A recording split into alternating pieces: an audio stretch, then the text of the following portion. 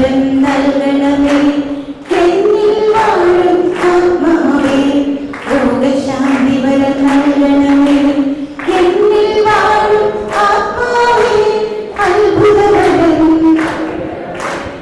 എന്നിൽ വാഴും ആത്മാവേ. ശുശ്രൂഷവരം നൽകണമേ, എന്നിൽ വാഴും ആത്മാവേ.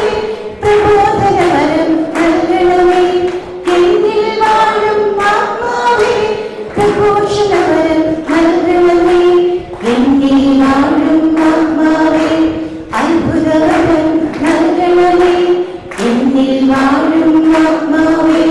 പ്രാർത്ഥനാവരം നൽകണമേ, എന്നിൽ വാഴും ആത്മാവേ. എന്നിൽ കത്തി പടരണമേ, എന്നിൽ വാഴും ആത്മാവേ. എന്നിൽ കത്തി പടരണമേ, എന്നിൽ വാഴും ആത്മാവേ. പ്രവചനവരം നൽകണമേ, എന്നിൽ വാഴും ആത്മാവേ. പ്രവചനവരം നൽകണമേ, എന്നിൽ വാഴും ആത്മാവേ. ഭാഷാവരം നൽകണമേ, എന്നിൽ വാഴും ആത്മാവേ. ഭാഷാവരം നൽകണമേ, എന്നിൽ വാഴും ആത്മാവേ. എന്നിൽ കത്തി പടരണമേ, എന്നിൽ വാഴും ആത്മാവേ. എന്നിൽ കത്തി പടരണമേ, എന്നിൽ വാഴും ആത്മാവേ. എന്നിൽ കത്തി പടരണമേ, എന്നിൽ വാഴും ആത്മാവേ. എന്നിൽ കത്തി പടരണമേ, എന്നിൽ വാഴും ആത്മാവേ. എന്നിൽ കത്തി പടരണമേ, എന്നിൽ വാഴും ആത്മാവേ. എന്നിൽ കത്തി പടരണമേ, എന്നിൽ കത്തി പടരണമേ. എന്നിൽ കത്തി പടരണമേ, എന്നിൽ കത്തി പടരണമേ. എന്നിൽ കത്തി പടരണമേ, എന്നിൽ വാഴും ആത്മാവേ. എന്നിൽ കത്തി പടരണമേ, എന്നിൽ വാഴും ആത്മാവേ. എന്നിൽ കത്തി പടരണമേ. വരദാനങ്ങൾ നൽകണമേ, വരദാനങ്ങൾ നൽകണമേ. വരദാനങ്ങൾ നൽകണമേ, വരദാനങ്ങൾ നൽകണമേ. എന്നിൽ വാഴും ആത്മാവേ. സ്വന്തമായി സ്തുതിച്ചുകൊണ്ട് വരദാനങ്ങൾക്ക് വേണ്ടി ദാനത്തോടെ എല്ലാവരും ചേർന്ന് സ്തുതിക്കുന്നു.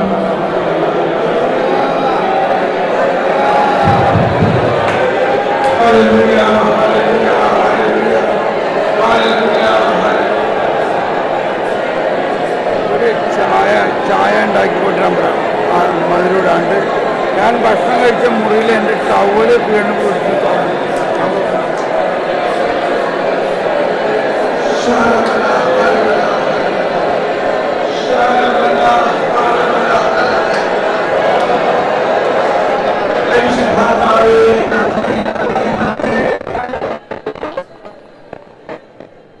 എന്തിനാണ് ഈ വരദാനങ്ങൾ? എന്തിനാണത്? നിങ്ങൾ ഏത് കടലാണ്? ചാവ് കടലോ ഗലീല കടലോ? അപ്പൊ ഇതെല്ലാം ഓർത്തിരിക്കണം. ഇരിക്കാം നമുക്ക്.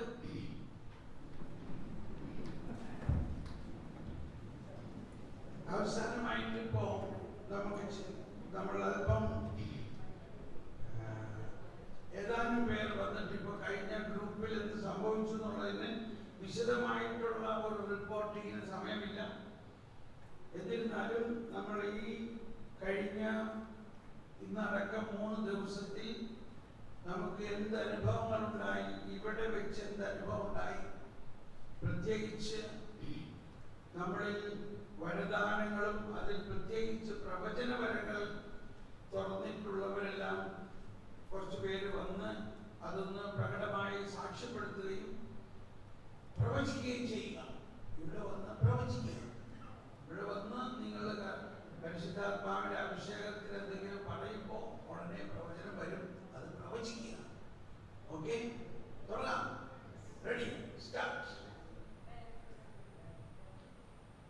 അപ്പോൾ വരുവിൻ.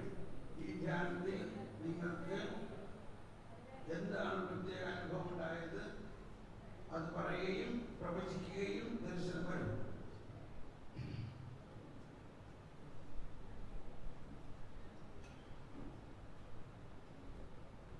ഇത് രമ നായർ പേരുകൊണ്ട് തന്നെ കാര്യം മനസ്സിലാവും.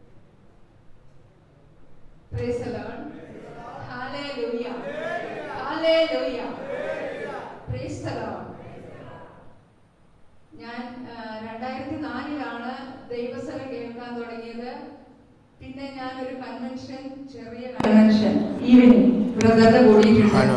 പരിശുദ്ധാത്മാവ് എനിക്ക് ബോധ്യങ്ങൾ വരുമ്പോൾ ഇതെന്താ ചെയ്യേണ്ടതെന്നൊന്നും അറിയില്ല. ധാരാളം കാര്യങ്ങൾ എൻ്റെ ആത്മാവ് തന്നുകൊണ്ടിരുന്നു. ബ്രദറുടെ ധ്യാനം കൂടിയപ്പോഴാണ് അതിനൊരു ക്രമം കിട്ടിയത്. പേഴ്സണൽ പ്രയറിന്റെ ലീഫിലേക്ക് കിട്ടി. അത് ഞാൻ വർഷങ്ങളോളം തുടർന്നുകൊണ്ടിരുന്നു. പേഴ്സണൽ പ്രയറിലൂടെയാണ് ദൈവം എന്നെ നടത്തിയിരുന്നത്.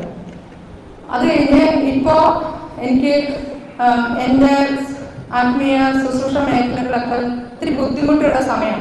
എൻ്റെ ഹസ്ബൻഡിന് ഒരു വയ്യായ്ക വന്നു. അതുകൊണ്ട് ഞാൻ വീട്ടിൽ വേണം. അപ്പോൾ ബ്രദർ എൻ്റെ അടുത്ത് പറഞ്ഞു, ഈ ധ്യാനത്തിന് വരണം, നീ എന്തായാലും വന്നേ പറ്റുള്ളൂ, ഇനിയുള്ള വരങ്ങളൊക്കെ ഒന്നും കൂടെ ജ്വലിപ്പിക്കാനാണ്. ഞാൻ ഇവിടെ വന്നു. എനിക്ക് ഡെയിലി വീട്ടിൽ പോകേണ്ട ആവശ്യമുണ്ട്. അതുകൊണ്ട് ഞാൻ 1-2 ഗ്രൂപ്പ് പ്രെയർ മിസ് ചെയ്തു. ഞാൻ ഫസ്റ്റ് ഗ്രൂപ്പ് പ്രെയറിൽ ഇരുന്നപ്പോൾ എല്ലാവർക്കും വേണ്ടി പ്രാർത്ഥിക്കുമല്ലോ. അപ്പൊ എനിക്ക് വേണ്ടി പ്രാർത്ഥിച്ചപ്പോൾ ഒരു പേജ് നിറച്ചാണ് എഴുതി വെച്ചേക്കുന്നത്. എന്നിലുള്ള എല്ലാ വരങ്ങളും എല്ലാവർക്കും കിട്ടുന്നുണ്ട്. അപ്പൊ ഒരു ബ്രദറിന് കിട്ടി പ്രൗഢഗംഭീരം എന്ന് പറഞ്ഞിട്ട് ബ്രദർ പറഞ്ഞു, ഞാൻ ഉപേക്ഷിച്ചു പോകുന്ന പഴയ ജീവിതമാണ് പ്രൗഢഗംഭീരെന്ന്. അതിനെക്കുറിച്ച് ശരിയാ, വളരെ ഹൈറാർക്കിയിലുള്ള ഒരു ലൈഫൊക്കെ ആയിരുന്നു.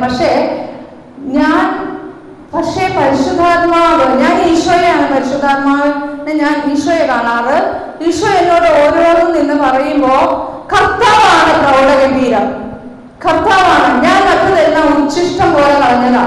കർത്താവാണ് പ്രൗഢഗംഭീരമായിട്ട് എന്നോട് സംസാരിക്കുന്നത്. വ്യക്തിപരമായ പ്രാർത്ഥനയിലൂടെയാണ് വ്യക്തമായിട്ട് എന്നോട് സംസാരിക്കുന്നത്. പ്രഭാതത്തിൽ ഉണർന്ന് അവളെ തേടുന്നവർ നിഷ്പ്രയാസം അവളെ കണ്ടെത്തും. എന്നാൽ തന്നെ വെളിപ്പെടുത്താൻ അവൾ തിടുക്കം കൂട്ടുന്നു. തന്നെ തേടുന്നവർക്ക് തന്നെ വെളിപ്പെടുത്തി തരുന്നു. പ്രഭാതത്തിൽ ഉണർന്ന് നമ്മൾ വ്യക്തിപരമായ പ്രാർത്ഥന ചൊല്ലണം. വെളുപ്പിന് 2 മണി കഴിഞ്ഞാൽ പിന്നെ കിടക്കാൻ പറ്റില്ല. ആദ്യകാലത്തൊക്കെ 8 മണി വരെ ഞാനിരുന്ന് കരയുമായിരുന്നു. എനിക്ക് ഇന്നർ ഹീലിംഗ് കിട്ടുമായിരുന്നു. ഈ ഇന്നർ ഹീലിംഗ് കിട്ടുന്നതനുസരിച്ചാണ് നമ്മളൊരു വചനം നിറയുള്ളൂ. അങ്ങനെ നിറഞ്ഞെങ്കിലേ നമ്മളുടെ ആന്തരിക മനുഷ്യൻ ശക്തിപ്പെടുള്ളൂ. എന്നാലേ നമുക്ക് വിശുദ്ധമായവ വിശുദ്ധിയോടെ ചെയ്യാൻ സാധിക്കൂ. ജ്ഞാനം 6:10 പറയാം, വിശുദ്ധമായവ വിശുദ്ധിയോട് ചെയ്യുന്നവർ വിശുദ്ധരാകും, അവർ രക്ഷ കണ്ടെത്തും. അപ്പൊ നമുക്ക് വിശുദ്ധമാകാൻ വിശുദ്ധരാകാൻ വിളിക്കപ്പെട്ടവരാണ് നമ്മളെല്ലാവരും. നമ്മളാണ് വിശുദ്ധര്. പക്ഷെ നമ്മളെ കാണുന്ന മറ്റു മതസ്ഥർ വിചാരിക്കുന്നത് നമ്മൾ അധകൃതരാണെന്നും അവരാണ് വിശുദ്ധരെന്നും. കാരണം ഇന്ന് ക്രിസ്ത്യാനി അതുപോലെ ജീവിക്കുന്നതുകൊണ്ടാണ്. പക്ഷെ നമ്മൾ വിശുദ്ധരാകാൻ വിളിക്കപ്പെട്ടവരാണ്. നമുക്ക് വിശുദ്ധരായിട്ട് ജീവിക്കാം.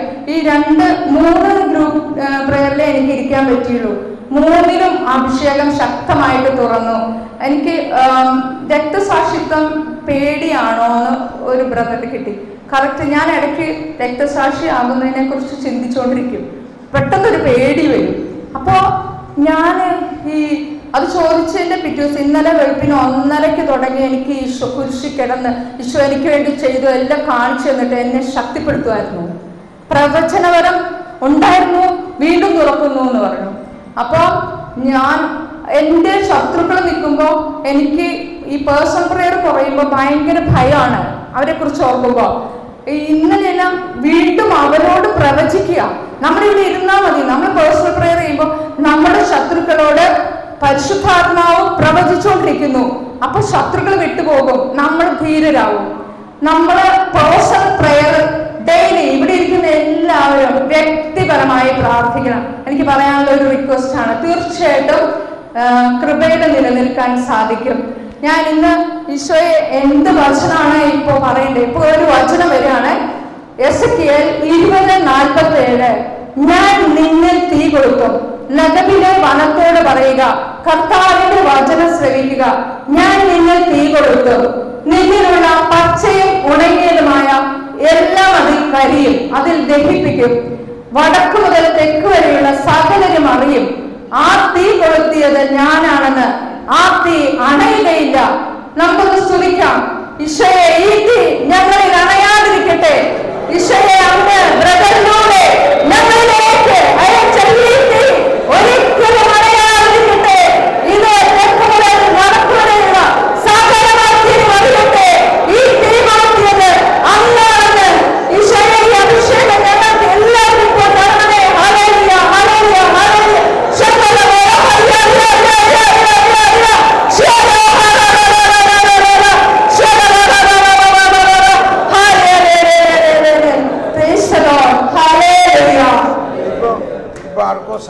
കിട്ടിയിട്ടുണ്ടല്ലോ, അതിൻ്റെ സന്ദേശം ചോദിച്ച കർത്താവ് ആർക്കാണ് സൗഖ്യം കിട്ടിയത്? ഹല ഹല ഹല ഹല. ഇപ്പോൾ ഇത് പറഞ്ഞുകൊണ്ടിരിക്കേ ആർക്കോ സൗഖ്യം കിട്ടി.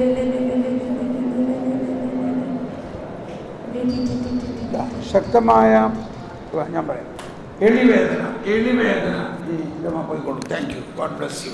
Thank you.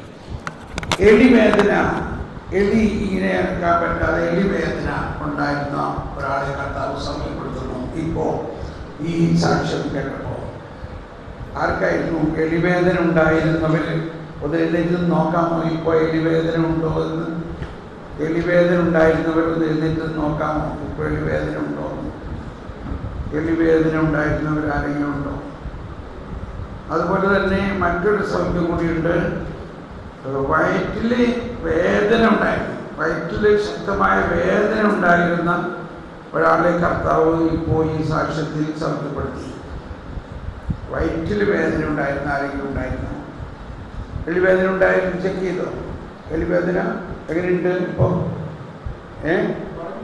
കുറഞ്ഞു. എളിവേദന കുറവുണ്ടാവട്ടെ. ഇവിടെ എന്താണ്? വയറ്റിൽ വേദന സൗഖ്യമായി. ഓക്കെ, കൈയടിച്ച് കർത്താവിന് നന്ദി പറയാം. ഇനി അടുത്ത ആൾ വരാം.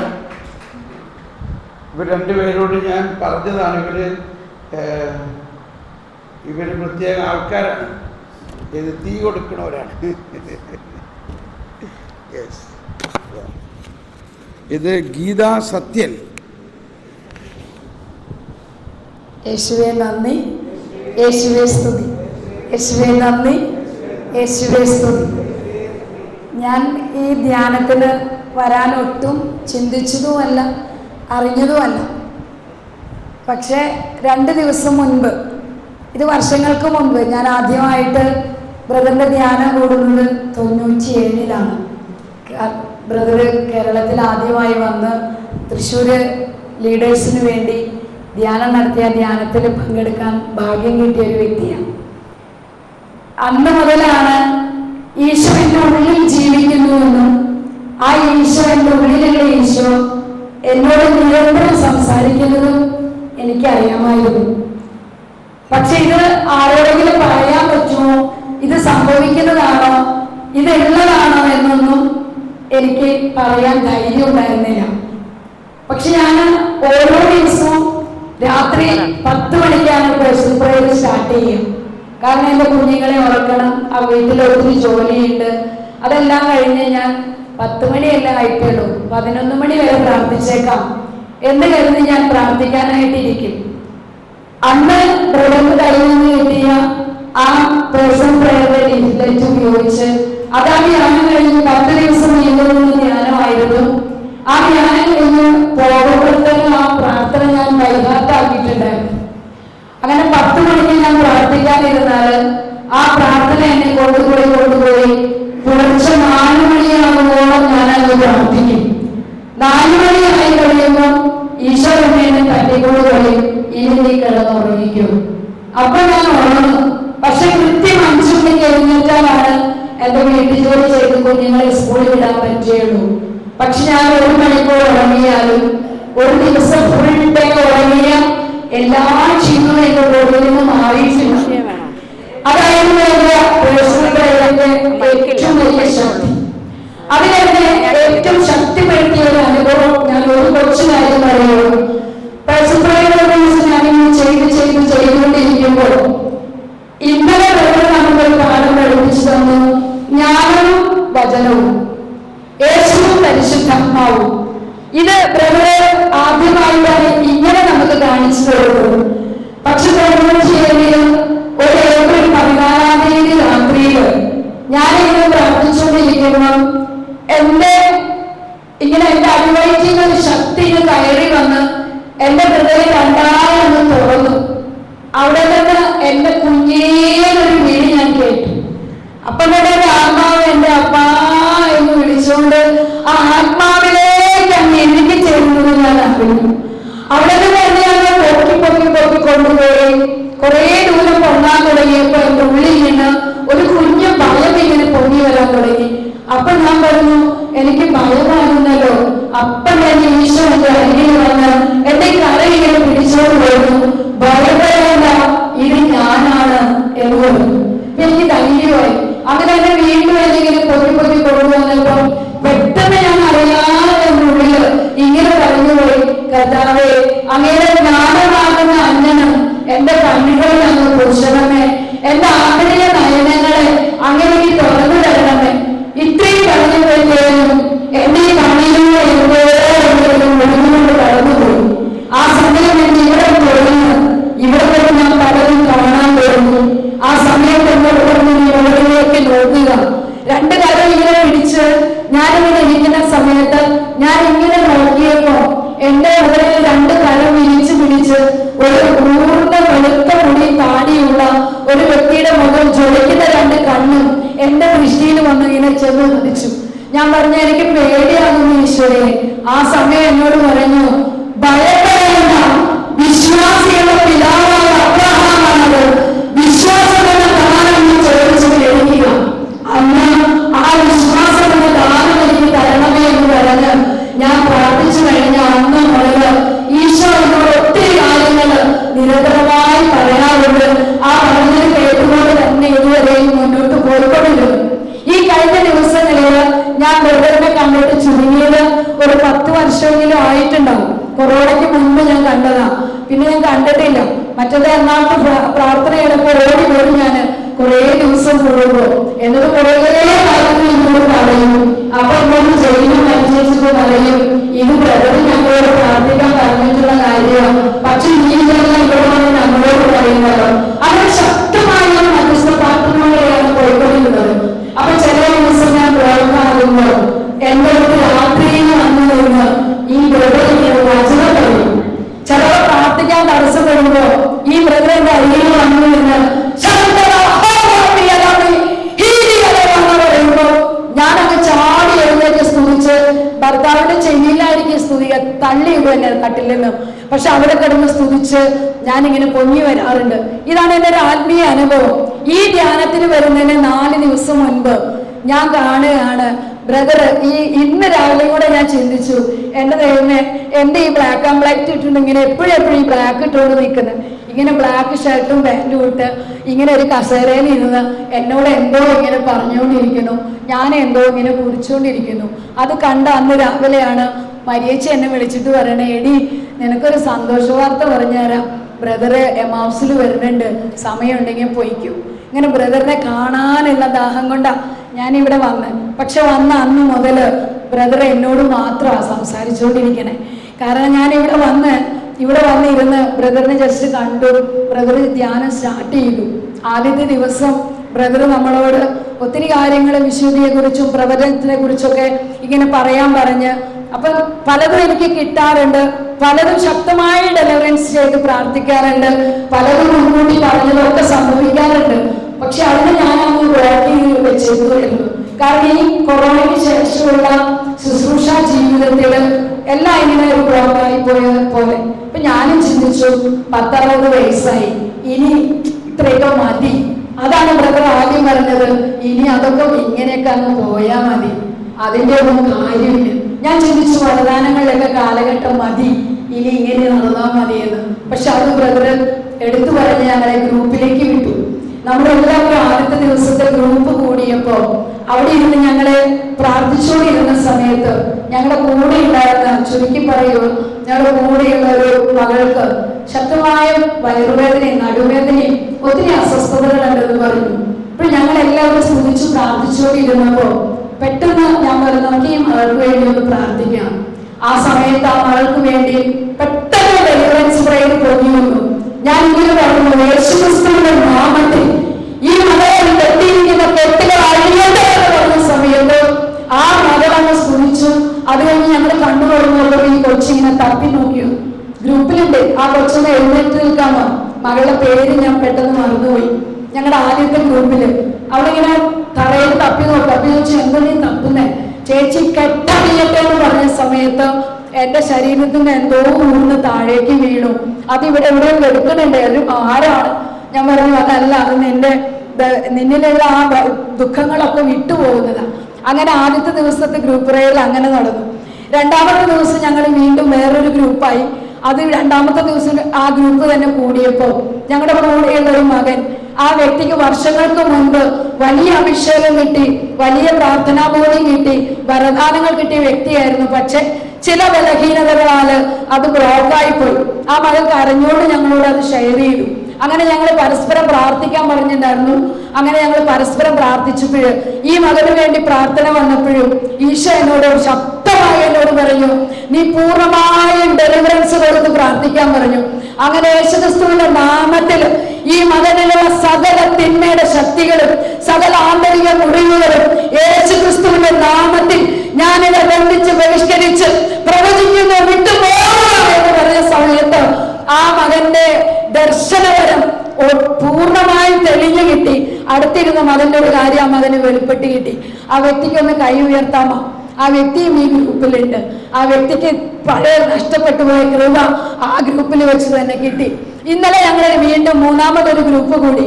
ആ ഗ്രൂപ്പിൽ വെച്ച് ഞങ്ങളുടെ കൂടെ ഇരുന്ന ഒരു മകൾക്ക് എത്ര പ്രാർത്ഥിച്ചിട്ട് ഒന്നും കാണണില്ല, ഒന്നും കേൾക്കണില്ല, ഭയങ്കര കരച്ചിലായി. ഇപ്പൊ ഞാൻ പറഞ്ഞു, നാളെ നമുക്ക് ഇന്ന് കഴിയുമ്പോഴത്തേനും പറ്റും. പക്ഷെ ഇന്നലെ പിന്നെ കൂടിയില്ല. ഭക്ഷണം കഴിഞ്ഞ് എല്ലാവരും ഇവിടെ കൂടി അങ്ങനെ പോയി. ഇന്ന് വീണ്ടും ഒരുമിച്ച് കൂടിയപ്പോ ഞാൻ ഇന്നലെ രാത്രി പറഞ്ഞിട്ടുണ്ടായി ഈശോനോട്, കർത്താവേ, ഇവിടുന്ന് വിടുമ്പോഴത്തേനും ആ മകളെയും നീ പ്രവാചകയാക്കി മാറ്റണമേ. ഇങ്ങനെ പ്രാർത്ഥിച്ചു. ആ പറഞ്ഞ സെക്കൻഡില് എന്റെ ശബ്ദം അടഞ്ഞുപോയി. ഇന്ന് രാവിലെ ഞാൻ എൻ്റെ ഗ്രൂപ്പിലുള്ള ഒരു വ്യക്തിയോട് ഞാൻ പറഞ്ഞു, എന്റെ ശബ്ദം പോയി. ഞാൻ പറഞ്ഞു, ഒരു വ്യക്തി ഇവിടെ തുറക്കപ്പെടാനുണ്ട്, അത് അടയപ്പെട്ടിരിക്കുന്നതാ, അതിന്ന് തുറന്നിട്ട് ഞാൻ ഇവിടുന്ന് പോവുകയുള്ളൂ. ഇന്ന് ഗ്രൂപ്പ് കൂടി ഞങ്ങൾ എല്ലാവർക്കും പ്രവചനം കിട്ടാൻ വേണ്ടി ശക്തമായി പ്രാർത്ഥിച്ചു. എല്ലാ 5 പേരുടെയും പ്രാർത്ഥന കഴിഞ്ഞു. ആ മകൾക്കൊരു വ്യത്യാസം വന്നില്ല. ലാസ്റ്റ് എനിക്ക് വേണ്ടി പ്രാർത്ഥിച്ചു. ആ പ്രാർത്ഥിച്ച സെക്കൻഡില് ആ മകൾക്ക് ഒരിക്കലും കിട്ടാത്ത, ആർക്കും കിട്ടാത്ത രീതിയിൽ വലിയൊരു ദർശനവരം തെളിഞ്ഞു കിട്ടി. ആ മകൾക്കൊന്ന് കര ഉയർത്താം. ഹല്ലേലൂയ, ഹല്ലേലൂയ, യേശുവേ നന്ദി. ഇതാണ് ഗ്രൂപ്പ് പ്രയറിലൂടെ എന്നെ കൊണ്ടിട്ട ഗ്രൂപ്പിൽ സംഭവിച്ചത്. ഇനി എനിക്ക് ഇവിടെ നിന്ന് എന്ത് കിട്ടി ഇന്ന് ഈ ബ്രദറിലൂടെ? ബ്രദറ് ഇന്നലെ ഇവിടെ പറഞ്ഞു, നിങ്ങൾ ശ്രദ്ധിച്ചോ എന്നറിയില്ല, ഞാൻ ഇന്നലെ പ്രയർ കഴിഞ്ഞപ്പോ ഞാനിങ്ങനെ വന്നിരിക്കുമ്പോ എന്റെ മുന്നിൽ ഒരു ഒഴുകുന്ന കുഞ്ഞ് അരുവിയും ഉണ്ട്, ഒരു ടാങ്കില് വെള്ളവും ഇങ്ങനെ കെട്ടിക്കിടക്കുന്നത്. ഇതെന്താണാവോ? എനിക്കിത് വെളിപ്പെട്ട് കിട്ടുന്നില്ലല്ലോ, ഇതെന്താന്ന് ചിന്തിച്ചുകൊണ്ട് ഞാനിവിടെ വന്നിരുന്ന സെക്കൻഡില് ബ്രദർ ഇങ്ങനെ ക്ലാസ് എടുത്തുകൊണ്ട് വന്നേക്കുക. അതായത് ജോർദാൻ നദിയും ഗലീലി തടാകവും ചാവുകടലിനെ കുറിച്ച് ബ്രദർ ഇങ്ങനെ പറഞ്ഞപ്പോ പറയാണ്, ചാവുകടല് കെട്ടിക്കിടക്കുന്ന ജലമാണ്. ഗലീലി കുഞ്ഞരുവി തടാകമാണെങ്കിൽ അത് ഒഴുകുന്ന നീരുറവയാണ്. അത് എല്ലാതരം മത്സ്യങ്ങൾ കൊണ്ട് നിറഞ്ഞതും ഒരുപാട് ജീവജലം നൽകുന്നതുമായ അരുവിയാണെന്ന്. അപ്പോഴെനിക്ക് മനസ്സിലായി, കർത്താവേ, ഇവിടെ ഒത്തിരി കെട്ടിക്കിടക്കുന്ന ജലം എൻ്റെ ഉള്ളിലുണ്ടല്ലോ. ഇത് ഞാൻ കെട്ടിക്കിടക്കേണ്ട വ്യക്തിയല്ലല്ലോ, എന്നിലുള്ളതെല്ലാം തുറക്കപ്പെടേണ്ടതല്ലേ? ഇത് എന്നോടാണല്ലോ ഈ പറയുന്നത്. കപ്പ എന്നോട് ക്ഷമിക്കണേന്ന് പറഞ്ഞ് ഞാൻ പ്രാർത്ഥിച്ചു. അത് കഴിഞ്ഞ് തൊട്ടു പുറകെ ബ്രദർ പറയാണ്, മധ്യസ്ഥ പ്രാർത്ഥനയെ കുറിച്ച് പറഞ്ഞപ്പം ബ്രദർ പറഞ്ഞു, അപ്പൊ അത് ഞാൻ അങ്ങനെ പ്രാർത്ഥിച്ചു കഴിഞ്ഞ സെക്കൻഡിൽ ഞാനിങ്ങനെ കാണുകയാണ്, ഒരമ്മ ഒരു ഐസ്ക്രീമും ഒരു ചോക്ലേറ്റും കൊണ്ട് ഒരു കുഞ്ഞു കൊച്ചിന്റെ മുന്നിൽ വെച്ച് ഫ്രിഡ്ജിൽ കൊണ്ടുപോയിരിക്കുന്നു. ഈ കുഞ്ഞ് ഇത് കിട്ടാൻ വേണ്ടി ഇങ്ങനെ കരഞ്ഞുകൊണ്ടിരിക്കുന്നു. അപ്പൊ പെട്ടെന്ന് എൻ്റെ മനസ്സിലിങ്ങനെ പിതാവിനോടുള്ള സ്നേഹം മൂത്തിട്ട് എൻ്റെ ഉള്ളിൽ ഇങ്ങനെ വരിക, ഈ കുഞ്ഞ് ഈ ഐസ്ക്രീം കിട്ടാൻ വേണ്ടി കരയുന്ന പോലെ, കിട്ടുവോളം കരയുന്നത് പോലെ ഞാൻ ഇത് മാത്രം ചെയ്താൽ മതിയല്ലോ, ഈശോയുടെ അടുത്തിരുന്ന് ഒന്ന് കരഞ്ഞാൽ മതിയല്ലോ, എൻ്റെ അപ്പൻ എനിക്ക് തരുമല്ലോ, ഇങ്ങനെ കരഞ്ഞാൽ മതി എന്ന് ഞാൻ ചിന്തിക്കുകയല്ല. ആ സെക്കൻഡില് ബ്രദർ ഇവിടെ നിന്ന് പറയുകയാണ്, പനക്കലച്ചനും ബ്രദറും കൂടെ ലണ്ടനിൽ ഒരിടത്തിരുന്ന് സംസാരിച്ചു. അപ്പൊ ഒരു വ്യക്തി ഒത്തിരി കാര്യങ്ങൾ ചെയ്തുകൊണ്ടിരുന്നു. ആ വ്യക്തിയോട് പനക്കലച്ചൻ ചോദിച്ചു, നീ എന്ത് മെക്കാനിസാ ചെയ്യണേ, അതൊന്ന് ഞങ്ങൾക്ക് പറഞ്ഞതാ. അപ്പൊ അവള് പറഞ്ഞു, എനിക്കൊന്നും അറിയില്ല അച്ഛാ, ഞാൻ കരയെ മാത്രമേ ചെയ്യണുള്ളൂ, അപ്പൊ ഈശോ വേണ്ടതെല്ലാം തരുന്നു എന്ന്. ബ്രദർ ഒരു ചിരിച്ചു, ഒരു വാക്ക് ഇങ്ങനെ പറഞ്ഞു, ചിലപ്പോ ഞാൻ പേര് പറയേണ്ടി വരും, ആ വ്യക്തി ഇവിടെയൊക്കെ ഇരിക്കുന്നുണ്ടെന്ന്. ആ വ്യക്തി ഞാനാണ്, എന്നെയാണ് ബ്രദർ പറഞ്ഞത്. എനിക്കത് മാത്രമേ അറിയുള്ളൂ. ഞാൻ എൻ്റെ മുന്നിൽ വന്ന് നിൽക്കുന്ന ഒരു വ്യക്തി കണ്ടാല്, ആവശ്യക്കാരായ എൻ്റെ മുന്നിൽ ഒരു വ്യക്തി വന്നാല്, എനിക്ക് വലിയ പ്രാർത്ഥനകളൊന്നും അറിയുമായിരുന്നില്ല ആദ്യകാലങ്ങളിൽ, ബ്രദറിനെ അറിയുന്നതിന് മുൻപ്. അപ്പൊ അന്ന് ഞാൻ ചെയ്തുകൊണ്ടിരുന്നത് ഇത്ര വലുപ്പമില്ലാത്ത, അതായത് ഈ കുരിശുരൂപത്തിന്റെ ഇത്തിരി വലിയൊരു കുരിശുരൂപം, ഇവിടെ നിന്ന് ഇങ്ങോട്ട് ഇത്രയും നീളമുള്ളൊരു കുരിശുരൂപമായിരുന്നു എൻ്റെ കയ്യിലുണ്ടായിരുന്നത്. ഞാൻ ആ കുരിശിന്റെ കാലിങ്ങനെ മുറുകെ പിടിച്ചിട്ട് ഞാൻ എൻ്റെ അകത്തിരുന്ന് രാത്രിയാവുമ്പോൾ, രാത്രി എല്ലാവരും ഉറങ്ങിക്കഴിയുമ്പോൾ ഞാൻ ഈ കാല് പിടിച്ചിങ്ങനെ കരയും, കർത്താവേ നീ അത് ചെയ്തു കൊടുത്തേ പറ്റൂ, അത് കൊടുക്കാതെ ഞാൻ ഈ കാല് വിടില്ല ഈശോയെ, ഞാൻ അത് എനിക്ക് കരയാൻ മാത്രമേ അറിയൂ, നിന്റെ കാലാണ് ഞാൻ പിടിച്ചിരിക്കണം, നീ ഇത് കൊടുത്തേക്കണം. അതായിരുന്നു ഞാൻ ആദ്യകാലങ്ങളിൽ പ്രാർത്ഥിച്ചുകൊണ്ടിരുന്നത്. ആ പ്രാർത്ഥനയിലെല്ലാം അത്യത്ഭുതങ്ങൾ കർത്താവ് ചെയ്തു, ഒരുപാട് കാര്യങ്ങൾ കർത്താവ് ചെയ്തു. അത് ബ്രദറിലൂടെ വീണ്ടും എനിക്ക് കേൾക്കാൻ പറ്റിയപ്പോൾ ഭയങ്കര സന്തോഷം. രണ്ടാമത് ബ്രദർ പറഞ്ഞു, സ്വർഗസ്ഥനായ ഞങ്ങളുടെ പിതാവേ, അത് 3 ഡെലിവറൻസ് പ്രെയർ ആണെന്ന് ബ്രദർ ഇന്നലെ പറഞ്ഞു. അതെൻ്റെ ഒരു പുതിയ അറിവായിരുന്നു. ആദ്യം ബ്രദർ പഠിപ്പിച്ചിട്ടുണ്ട്, അങ്ങയുടെ രാജ്യം വരണമേ, അങ്ങയുടെ രാജ്യം എന്നിൽ വരണമേ, ലോകത്തിൽ വരണമേ എന്ന്. പക്ഷെ അതിൽ ഒരു ഡെലിവറൻസ് പ്രെയർ ഉണ്ടെന്ന് ബ്രദർ ഇന്നലെ പറഞ്ഞപ്പോഴാണ് എൻ്റെ കണ്ണ് തുറന്നത്. ബ്രദർ പറഞ്ഞു, സകല തിന്മകളിൽ നിന്നും ഞങ്ങളെ രക്ഷിക്കണമേ എന്ന് നമ്മൾ പറഞ്ഞ് പ്രാർത്ഥിക്കുമ്പോൾ നാം ആയിരിക്കുന്നിടത്തും, നാം ആയിരിക്കുന്ന സമൂഹത്തിലും, നാം ആയിരിക്കുന്ന രാജ്യങ്ങളിലും സകല തിന്മയും നമ്മളൊരു വാക്ക് പറഞ്ഞ് പ്രാർത്ഥിക്കുമ്പോൾ അത് വിട്ടു പോവുക തന്നെ ചെയ്യുമെന്ന് വലിയൊരു ബോധ്യം എനിക്ക് ഇന്നലെ ലഭിക്കുകയായിരുന്നു. 2 കാര്യമേ ഉള്ളൂ, വചനത്തിൽ ജീവിക്കണം, വിശുദ്ധിയിൽ ജീവിക്കണം, വ്യക്തിപരമായ പ്രാർത്ഥനയിലൂടെ പിതാവിന്റെ സ്വരം കേട്ട് മുന്നോട്ട് പോവുകയാണെങ്കിൽ നമ്മുടെ ആത്മീയ ജീവിതം അത്രമാത്രം സുഖകരമാണ്. എന്ത് മേടിക്കണം, എവിടെ നിന്ന് മേടിക്കണം, എത്ര രൂപയ്ക്ക് കിട്ടുമെന്ന് ഒരു ഡ്രസ്സ് മേടിക്കാൻ പോലും കർത്താവ് പറഞ്ഞു തന്ന് 97 മുതൽ എന്നെ നയിക്കുന്നു. അത് ഈ വ്യക്തിപരമായ പ്രാർത്ഥനയിലൂടെയാണ്.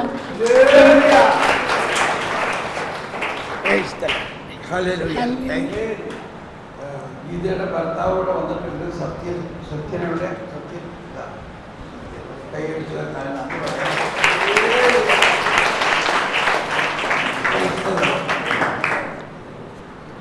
ഇനി നിങ്ങളിൽ ആർക്കെങ്കിലും വരാം. യെസ്,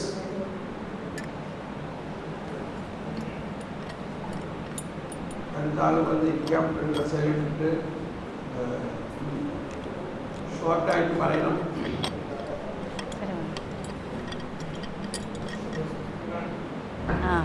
കുഴപ്പമില്ല, കൂട്ടണോ?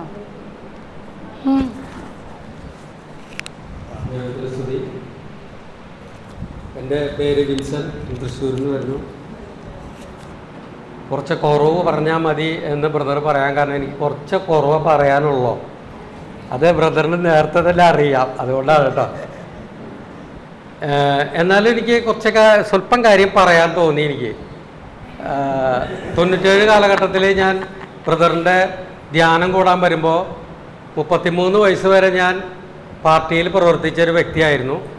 ദൈവം ഉണ്ടോ എന്ന് ഇല്ല എന്നൊന്നും ഞാൻ പറഞ്ഞിട്ടില്ല, പക്ഷേ എങ്കിലും ഉണ്ടോയെന്ന് എനിക്ക് അറിയൂല. അപ്പോൾ അങ്ങനെ ബ്രദറിൻ്റെ ഒരു കൺവെൻഷൻ തൃശ്ശൂരുണ്ടായിരുന്നു. അതിൽ പങ്കെടുത്തപ്പോൾ അടുത്ത പരിപാടി ഇനി ഡിവൈനിലെ ഒരു സ്പെഷ്യൽ ക്ലാസ് ആണെന്ന് പറഞ്ഞു. അപ്പോൾ ആദ്യത്തെ 3 ദിവസത്തെ പരിപാടിയിൽ ഞാൻ പങ്കെടുത്തിട്ടുള്ളൂ. പിന്നീട് പറയുന്നത് വരദാനാഭിഷേക ധ്യാനാണെന്ന് പറഞ്ഞു, 5 ദിവസത്തെ. ഈ ധ്യാനത്തിൽ പങ്കെടുക്കാനായിട്ടുള്ള അറിവും കാര്യങ്ങളൊന്നും എനിക്കില്ല. അവിടെ ചെന്നിരുന്നിട്ട് ബ്രദർ ഇങ്ങനെ ഓരോ രോഗസൗഖ്യങ്ങളൊക്കെ നടത്തുന്നുണ്ട്, പ്രാർത്ഥിക്കുന്നുണ്ട്. ഇതൊക്കെ ചെയ്യുന്നുണ്ടെങ്കിൽ എനിക്കൊരു സംശയം, ഇതൊക്കെ വെറുതെ ആൾക്കാരെ വിളിച്ചു കൂട്ടിയിട്ട് ചെയ്യുന്ന പരിപാടിയാണ്, ഇതൊന്നും ശരിയായിട്ടുള്ള കാര്യങ്ങളല്ല. അങ്ങനെ ഒരു തോന്നൽ എനിക്ക് വന്നു. അങ്ങനെ വന്നപ്പോൾ കർത്താവ് എൻ്റെ ഉള്ളിൽ പറഞ്ഞതാണ്, എന്നാൽ നീ ഒരു രോഗിക്ക് വേണ്ടിയിട്ട് പ്രാർത്ഥിക്കാൻ പറഞ്ഞു. എന്തായാലും വരങ്ങളൊക്കെ എങ്ങനെ കിട്ടുക എന്നുള്ളത് ബ്രദർ ഇങ്ങനെ പഠിപ്പിച്ചുകൊണ്ടിരിക്കുന്നുണ്ട്. ഈ 3 ദിവസത്തെ ക്ലാസ് എന്ന് പറഞ്ഞു കഴിഞ്ഞാൽ അതൊന്നും വളരെ നിസ്സാരമായിട്ട് എനിക്ക് തോന്നുന്നു കേട്ടോ, അന്നത്തെ ക്ലാസ് വെച്ച് നോക്കുമ്പോൾ. അപ്പോൾ അതിൽ ആ ബാബു എന്ന് പറഞ്ഞ സഹോദരൻ കണ്ണിന് കാഴ്ചക്കുറവുള്ള ആളൊക്കെ ഉണ്ടായിരുന്നു. അപ്പോൾ ഇത് ആദ്യം സംഭവിച്ചതിന് ശേഷം എന്നിൽ മാറ്റങ്ങളുണ്ടായി. അപ്പോൾ ഞാൻ എൻ്റെ 2 മക്കളും എൻ്റെ ഭാര്യയും ഭാര്യയുടെ അമ്മയും എൻ്റെ അമ്മയും അവിടെ ഡിവൈനിൽ അപ്പുറത്തെ സൈഡിൽ ധ്യാനം കൂടിക്കൊണ്ടിരിക്കുന്നുണ്ട്. അപ്പോൾ ഈ ധ്യാനത്തിൽ പങ്കെടുക്കാനായിട്ട് ഒരു 12 വയസ്സായ കൊച്ചിനെയും കൊണ്ടൊരു അപ്പച്ചൻ വന്നിട്ടുണ്ട്. അമ്മച്ചി പിണങ്ങിപ്പോയി എന്നൊക്കെ പറഞ്ഞു, കൊച്ചു സംസാരിക്കാത്തതുകൊണ്ട്. ജന്മനാലെ സംസാരിക്കാത്ത കുട്ടിയാണ്. അപ്പം എന്നാൽ ഞാൻ വിചാരിച്ചു, എന്നാൽ ഞാൻ ഇത് വലിയതുമ്പിൽ എന്നെ പിടിക്കാം. എന്തായാലും ബ്രദർ പറയുന്നത് എങ്ങനെയൊക്കെ സംഭവിക്കും, നിങ്ങൾ സ്ക്രീനിൽ കാണും എന്നൊക്കെ പറഞ്ഞല്ലോ. ഈ കൊച്ച് സുഖപ്പെടണം എന്ന് പറഞ്ഞിട്ട് ഞാൻ അങ്ങോട്ട് നിർബന്ധം പിടിച്ചു യേശുവിൻ്റെ അടുത്ത്. എനിക്ക് ഈ കൊച്ച് സംസാരിച്ചേ പറ്റുള്ളൂ എന്ന് പറഞ്ഞപ്പോൾ എനിക്കൊരു വലിയൊരു സ്ക്രീനിൽ ഇങ്ങനെ ഒരു ചിരിക്കാത്തൊരു മുഖമായിട്ട് ഇങ്ങനെ വന്നു, ചിരിച്ചൊരു മുഖമായിട്ട് ഇങ്ങനെ തിരിച്ചു പോയി, സംസാരിക്കാത്തൊരു മുഖമായിട്ട് വന്നു, സംസാരിക്കുന്നൊരു മുഖമായിട്ട് ഇങ്ങനെ തിരിച്ചു പോയി. അത് വളരെ ക്ലാരിറ്റിയിലാണ് കാണുന്നത്. അങ്ങനെ ഇന്നത്തെ TV ഒന്നും ഇല്ലല്ലോ. അത് കണ്ടപ്പോൾ എനിക്ക് മേലാകെ പൊട്ടിത്തെറിച്ചൊരു വലിയൊരു വല്ലാത്തൊരു സന്തോഷം. അപ്പോഴാണ് എനിക്ക് മനസ്സിലായത് ഈ കാണപ്പെടുന്നതൊന്നുമല്ല കാര്യങ്ങൾ, ഇങ്ങനൊരു കാണപ്പെടാത്തൊരു സംവിധാനം ഇവിടെ ഉണ്ട് എന്നുള്ളത് എനിക്ക് ഉറപ്പായി. അപ്പോൾ അവിടെ പണിക്കലച്ചൻ വന്ന് ഈ കൊച്ചിനെ അപ്പുറത്ത് കൊണ്ടുവന്നാക്കിയിട്ടുണ്ടായിരുന്നു. ഞാൻ ആദ്യമായിട്ട് ധ്യാനം കൂടുന്ന ആൾക്കാർ ഇവിടെ ഇരിക്കണ്ടെന്ന് പറഞ്ഞപ്പോൾ അപ്പുറത്തെ സൈഡിൽ കൊണ്ടുവന്നാക്കിയിട്ടുണ്ടായിരുന്നു. അപ്പോൾ എൻ്റെ അമ്മയോട് ചോദിച്ചപ്പോൾ ഞാൻ പറഞ്ഞു 4 മണി സമയത്ത് ഇവിടെ എൻ്റെ അത്ഭുതം ഉണ്ടായിരുന്നു ചോദിച്ചപ്പോൾ അമ്മ പറഞ്ഞു, നീ കൊണ്ടുവന്നാക്കിയ കൊച്ച് സംസാരിച്ചു, പണിക്കലച്ചൻ വന്ന് തലയിൽ കൈ വെച്ചു, അങ്ങനെ പറഞ്ഞു വിട്ടു എന്ന് പറഞ്ഞു. അവിടുന്ന് അങ്ങോട്ട് പിന്നെ ഞാൻ സ്വർഗത്തിൽ ജീവിക്കുന്ന ഒരു അനുഭവമാണ് എനിക്ക്. കാരണം ഞാൻ പണിസ്ഥലത്ത് പോവുക, പണിക്കാരോട് പണിയൊക്കെ പറഞ്ഞു കൊടുക്കുക, അപ്പം തന്നെ വീട്ടിൽ വരിക, പായ ഇടാൻ പറയും. പായ ഇനിയുള്ളൂട്ടോ, കർച്ചാരിയൊന്നും ഇല്ലെന്ന് എനിക്ക്. ഈ പായ ഇട്ടിട്ട് ഞങ്ങൾ ഫുള്ള് പ്രാർത്ഥനയാണ്. അപ്പോൾ അടുത്ത വീടുകളിലെ ക്രിസ്ത്യാനികളൊക്കെ ക്രിസ്ത്യാനികൾ എന്ന് പറഞ്ഞാൽ കത്തോലിക്കക്കാരെന്നെ വാതിലുമലിക്കൊക്കെ കല്ലെടുത്ത് എറിഞ്ഞു തുടങ്ങി എൻ്റെ വീട്. അതൊക്കെ ഞാൻ കാണുന്നുണ്ട്. പക്ഷെ എനിക്ക് അവരോടൊന്നും ഒരു വിഷമം തോന്നുന്നില്ല കേട്ടോ, മനഃപൂർവ്വമല്ല, എനിക്ക് തോന്നുന്നില്ല. അപ്പോഴെനിക്ക് മനസ്സിലായത് പ്രാർത്ഥിക്കാനായിട്ട് ഞാൻ വിചാരിക്കുന്നതല്ല, പരിശുദ്ധാത്മാവ് എന്നെ പ്രചോദിപ്പിച്ച് ഇതൊക്കെ ചെയ്യുന്നതാണെന്ന് എനിക്ക് മനസ്സിലായി. ഞാൻ അങ്ങനെ പ്രത്യേകം ഒന്നും വിചാരിച്ചുകൊണ്ടൊന്നും നടക്കില്ല എന്ന് എനിക്ക് മനസ്സിലായി. അത് ആരൊക്കെ കല്ലെടുത്തെറിഞ്ഞാലും ആരൊക്കെ തെറി വിളിച്ചാലും എനിക്കൊന്നും തോന്നാറില്ല. ഒരു ബാറിൻ്റെ മുമ്പ് കൂടെ വേണം എനിക്ക് വീട്ടിലേക്ക് പോകാനായിട്ട്. അപ്പോൾ അവിടെ എൻ്റെ പഴയ കൂട്ടുകാരന്മാരൊക്കെ മദ്യപിച്ച് നിൽക്കുന്നുണ്ടാവും. അവരൊക്കെ ഞാൻ പോണ വഴിക്ക് എന്നെ തെറി വിളിക്കുന്നുണ്ടാവും അവിടെ വന്നിട്ട്. പക്ഷേ അതൊന്നും കേട്ടാൽ എനിക്കൊരു വിഷമമില്ല. അതായത് അവരെ സ്നേഹിക്കണം എന്നുള്ള പഠിപ്പിക്കൽ ക്ലാസ് കേട്ടിട്ടൊന്നുമല്ല, പരിശുദ്ധാത്മാവിൻ്റെ ഉള്ളിൽ നിറഞ്ഞിരിക്കുകയാണ്. അപ്പോൾ എനിക്ക് എന്തെങ്കിലും പറയാൻ തോന്നുന്നില്ല, അല്ലെങ്കിൽ എനിക്കത് ശ്രദ്ധിക്കാൻ പോലും തോന്നുന്നില്ല. അങ്ങനെ എനിക്ക് ആ പ്രാർത്ഥനാ ജീവിതമൊക്കെ ഇങ്ങനെ പോണ സമയത്ത് ഇതിൻ്റെ നിയമം, വകുപ്പ്, റൂളോ ഒന്നും എനിക്കറിയില്ല കേട്ടോ. ബ്രദർ ക്ലാസ് എടുത്തതിൽ ഒരല്പം വളരെ 100-ൽ ഒരു 5%, 2% എനിക്ക് മനസ്സിലായിട്ടുള്ളൂ. കാരണം എന്താണെന്ന് വെച്ച് കഴിഞ്ഞാൽ ഞാൻ സ്കൂളിലേക്ക് പഠിക്കാൻ പോയിട്ടില്ല. അപ്പോൾ പ്രത്യേകിച്ച് എനിക്കത് പറഞ്ഞൊന്നും മനസ്സിലാവില്ല. വീട്ടിലെ ദാരിദ്ര്യം കാരണം പഠിക്കാനൊന്നും പറ്റിയില്ല. അപ്പോൾ അതുകൊണ്ട് ഞാൻ പോയില്ല. ഞാൻ ചെറുപ്പത്തിൽ തന്നെ പണിയൊക്കെ എടുത്ത് വീടൊക്കെ നോക്കിയ ഒരാളാണ്. അപ്പോൾ എനിക്ക് ബ്രദറിനെ ഭയങ്കരമായിട്ട് ഇഷ്ടപ്പെട്ടു. നല്ലൊരു കാര്യങ്ങളാണ്, ഇതൊക്കെ സത്യമാണെന്ന് മനസ്സിലായപ്പോൾ കൂടുതൽ സ്നേഹം തോന്നി എനിക്ക്. കൂടുതൽ ക്ലാസ്സുകളൊന്നും മനസ്സിലായില്ലെങ്കിലും കൂടുതൽ സ്നേഹം തോന്നി. ആ ലിഫ്റ്റ് എനിക്ക് തന്നു. അത് വെച്ചിട്ട് ഞാനിങ്ങനെ പായയിൽ ഈ ചമ്പ്രമടി ഇട്ടിരിക്കും, ഇരുന്ന് പ്രാർത്ഥിച്ചുകൊണ്ടിരിക്കുമ്പോൾ പ്രാർത്ഥന കുറച്ചൊരു 10 മിനിറ്റ് ആകുമ്പോഴേക്കും ഇങ്ങനെ ഉയർന്ന് ഇങ്ങനെ പോണ പോലെ ഇങ്ങനെ തോന്നും. അതായത് സ്വയം ഇങ്ങനെ പൊന്തി പോയിട്ട് നമ്മളിങ്ങനെ തപ്പി നോക്കുമ്പോൾ ഞാൻ നിലത്ത് മുട്ടിയിട്ടാണോ ഇരിക്കണേ എന്നുള്ളത്. അപ്പോൾ ഞാൻ അവിടെ നടന്നിട്ടുള്ള അത്ഭുതങ്ങൾ ഒരുപാട് നടന്നു കേട്ടോ, ഒരുപാടുണ്ട്. ഡയറിയിൽ എഴുതിക്കാൻ ബുദ്ധിമുട്ടുള്ള കാര്യമാണ്. ഇത് നടന്നു. ഇങ്ങനൊരു രോഗശാന്തി വരെ എനിക്ക് കിട്ടിയെന്നുള്ളത് ബ്രദറിനും കൂടി തെളിയാൻ വേണ്ടിയിട്ട് ബ്രദർ ഒരു 7 കൊല്ലം മുപ്പാട് ആലുവയിൽ വിമൽ ജ്യോതി ധ്യാന കേന്ദ്രത്തിൽ ധ്യാനിപ്പിച്ചുകൊണ്ടിരിക്കുമ്പോൾ ബ്രദറിൻ്റെ കാലിനൊരു ചിരട്ട തെറ്റുന്നൊരു അസുഖം ഉണ്ടായിരുന്നു. അപ്പം ഞാൻ 4 മണിക്ക് എല്ലാവരും ചായ കുടിക്കാൻ പോയി നേരത്തെ ബ്രദറിനോട് എന്നിട്ട് പറഞ്ഞു, ഞാൻ ബ്രദറിൻ്റെ കാലിനെ പിടിച്ചൊന്ന് പ്രാർത്ഥിക്കട്ടെ എന്ന് ചോദിച്ചു. പ്രാർത്ഥിച്ചോന്ന് പറഞ്ഞു. എന്നിട്ട് ബ്രദറിനോട് ഞാൻ ചോദിച്ചു, പിന്നീട് ഒരു തൃശ്ശൂർ ധ്യാനിപ്പിക്കുമ്പോൾ ചോദിച്ചു, ആ വേദന എപ്പോഴെങ്കിലും പിന്നെ വന്നിട്ടുണ്ടോ ചോദിച്ചപ്പോൾ ഇല്ല എന്ന് പറഞ്ഞു. അപ്പോൾ ഒരു കാര്യം ഉറപ്പാണ് കേട്ടോ, കർത്താവ് ദൈവത്തിന്റെ പരിശുദ്ധാത്മാവ് ഇടപെട്ട് ഒരു രോഗസൗഖ്യം നടത്തി എന്നുള്ളത് ഉറപ്പാണ്. അത് പിന്നീട് ഒരിക്കലും വരില്ല എന്നുള്ളത് ഉറപ്പാണ് കേട്ടോ. അല്ലാതെയൊക്കെ എന്തെങ്കിലും രോഗങ്ങൾ വന്ന് പിന്നെ വന്നു എന്നൊക്കെ ആരെങ്കിലും അങ്ങനെ തോന്നിയിട്ടുണ്ടെങ്കിൽ അത് ഉറപ്പായിട്ടും പിന്നെ വരില്ല, 100% ഉറപ്പാണ്. പിന്നീട് ഞാൻ ഇവിടെ വന്ന ഇപ്പം ഇന്നത്തെ ഈ ധ്യാനത്തിന് വന്നിട്ട് ഞാൻ ആദ്യം തന്നെ ബ്രദറിനോട് പറഞ്ഞു, ഞാൻ വളരെ ഡൗൺ ആയിരിക്കുകയാണ്. ഒന്നാമത്തെ കാര്യം, എൻ്റെ മകൻ കുളത്തിൽ വീണ് മരിച്ചു. ഒരു ആൺകുട്ടി, 2 പെൺകുട്ടികളാണ്. അതിൽ മകൻ കുളത്തിൽ വീണ് മരിച്ചു. മരിച്ച സമയത്തൊന്നും എനിക്ക് എൻ്റെ ഭാര്യയ്ക്കൊന്നും യാതൊരു വിഷമവും ബുദ്ധിമുട്ടൊന്നും തോന്നിപ്പിച്ചില്ല. അത് പരിശുദ്ധാത്മാവിൻ്റെ വലിയൊരു അഭിഷേകമായിട്ട് തോന്നണം. അവൻ്റെ കൂട്ടുകാരന്മാരെ രാത്രിയിൽ വന്നിട്ട് പറഞ്ഞു, സാവിയോൻ്റെ പപ്പ മെഡിക്കൽ കോളേജിലേക്ക് വരണം, അവൻ ആക്സിഡൻറ്റ് പറ്റി കിടക്കാൻ നോക്കി. അപ്പോൾ ആക്സിഡൻറ്റ് പറ്റി കിടക്കാന്ന് പറഞ്ഞപ്പോൾ ഞാൻ ഉടനെ തന്നെ എൻ്റെ ഭാര്യയോട് പറഞ്ഞു അവൻ മരിച്ചു എന്ന്. അപ്പോൾ എൻ്റെ മകൾ കരഞ്ഞിട്ട് പറഞ്ഞു എന്തിനാ ഈ മരിച്ചു എന്ന് പറയണേ, ആക്സിഡൻറ്റ് പറ്റി കിടക്കുന്ന ആള്. ഞാൻ പറഞ്ഞു ഉറപ്പായിട്ടും നിൻ്റെ ഭർത്താവിനെ വേഗം വിളിച്ചോ, അവൻ മരിച്ചു. മരിച്ച ബോഡി കാണാനായിട്ട് എൻ്റെ കൂടെ വരാൻ പറഞ്ഞു എൻ്റെ ഭാര്യയോട്. ഭാര്യ ആദ്യം അത് ശരിയല്ല, നിങ്ങൾ എന്താ പോലെ തലയ്ക്ക് സുഖമില്ലാത്ത പോലെ പറയണേന്നൊക്കെ ചോദിച്ചു എന്നോട്. പക്ഷേ എനിക്കും അറിയില്ല ഞാൻ എന്താ ഇങ്ങനെ പറഞ്ഞുകൊണ്ടിരിക്കുന്നത്. വീണ്ടും വീണ്ടും ഞാൻ പറയാം അവൻ മരിച്ചു എന്ന്. അപ്പോൾ അവൾക്ക് ഒരു 2 കിലോമീറ്റർ വണ്ടിയിൽ ഞങ്ങൾക്ക് കാറുണ്ട്, ആ കാറിൽ 2 കിലോമീറ്റർ എത്തുമ്പോഴേക്കും അവൾ പറഞ്ഞു ശരിയാണ് കേട്ടോ മരിച്ചു എന്നുള്ളത് ഉറപ്പാന്ന് പറഞ്ഞു. അവൾക്കും മനസ്സിലാക്കി കൊടുത്തു. അതിനു വേണ്ടിയിട്ട് 7-ാം തീയതി മരിക്കും എന്നുള്ളത് ദൈവത്തിന് അറിയാലോ. അപ്പോൾ 3-ാം തീയതി മസ്കറ്റിൽ നിന്ന് എൻ്റെ മകളും ഭർത്താവും എത്തി. 7-ാം തീയതി മരിക്കുന്നത് ഞങ്ങൾക്കെല്ലാം അറിയാത്തുള്ളൂ, ദൈവത്തിന് അറിയാവുന്നതുകൊണ്ട് അവരെ നേരത്തെ എന്നെ കൊണ്ടുവന്ന് ഇവിടെ വീട്ടിലിരുത്തി. ഇനി ഇതിൻ്റെ പേരിലാണോ എന്തിൻ്റെ പേരിലാണോ എന്ന് എനിക്കറിയില്ല, എൻ്റെ പ്രാർത്ഥന വളരെ ഡിമ്മായി. അപ്പോൾ അത് ഞാൻ ഇവിടെ വന്ന വഴിക്ക് ബ്രദറിനോട് പറഞ്ഞ് ഞാൻ വളരെ വിഷമത്തിലാണ്, എനിക്ക് പ്രാർത്ഥനയ്ക്ക് വളരെ ഇതായി എന്ന് പറഞ്ഞപ്പോൾ പറഞ്ഞു കുഴപ്പമില്ല കേട്ടോ, നീ ഈ ഗ്രൂപ്പ് കഴിഞ്ഞപ്പോൾ ശരിയാവും എന്ന് പറഞ്ഞു എന്നോട്. അത് പറഞ്ഞ പോലെ തന്നെയായി, വളരെ ശരിയാണ്. ആ ഗ്രൂപ്പിൽ തന്നെ എനിക്ക് ഒരുപാട് എൻ്റെ പഴയ വരങ്ങളൊക്കെ വർക്ക് ചെയ്ത് തുടങ്ങി. ദർശനവരും രോഗശാന്തിവരൊക്കെ വർക്ക് ചെയ്യുന്നുണ്ടോ എന്ന് നോക്കിയത് ഇപ്പോൾ ലാസ്റ്റ് ഗ്രൂപ്പിലാണ്. നോക്കാൻ ഒരു അവസരം കിട്ടണ്ടേ. അപ്പോൾ എനിക്കുള്ള വിഷമം എന്താണെന്നറിയോ, ഞാൻ ഈ ആത്മീയ ജീവിതത്തിൽ വന്നിട്ട് ആളുകൾ എന്നോട് വിൻസ ഒന്ന് പ്രാർത്ഥിക്കുക എന്ന് പറയുമ്പോൾ എനിക്ക് പറ്റാത്തൊരു സാഹചര്യം വന്നു കുറച്ച് നാൾ. അത് ഭയങ്കര ദുഃഖമായി, ഞാൻ കരഞ്ഞുപോയി. കാരണം ആൾക്കാർ രോഗസൗഖ്യം കിട്ടി പരിചയമുള്ളവർ അല്ലെങ്കിൽ പറഞ്ഞു കേട്ടിട്ടുള്ള ആൾക്കാരാണ് ചോദിക്കുന്നത് ഒന്ന് പ്രാർത്ഥിക്കാൻ. അപ്പോൾ എനിക്കത് പറ്റാതെ വന്നതിൽ ഭയങ്കര ദുഃഖമുണ്ട്. അപ്പോൾ അതുകൊണ്ട് നമ്മൾ ഇതിലെന്നും നിലനിൽക്കാനായിട്ട് പ്രാർത്ഥിക്കണം. അതിന് വേണ്ടിയിട്ട് പ്രത്യേകിച്ച് ഏതെങ്കിലും രാഷ്ട്രീയത്തിൽ പ്രവർത്തിക്കുന്ന ആരെങ്കിലും ഉണ്ടെങ്കിൽ അതെല്ലാം 100% ഉപേക്ഷിച്ചിട്ട് ഈ ദൈവരാജ്യത്തിന് വേണ്ടി ഇറങ്ങിത്തിരിക്കണം. അപ്പൊ ദൈവരാജ്യം ഉണ്ടെന്നുള്ള കാര്യത്തിന്റെ ഏറ്റവും വലിയ തെളിവാണ് കാണപ്പെടാത്ത സംഭവങ്ങളൊക്കെ ഉണ്ട് എന്ന് മനസ്സിലാക്കി തരുന്നതാണ് ദൈവരാജ്യത്തിന്റെ ഏറ്റവും വലിയ അടയാളം. അവയവരിയ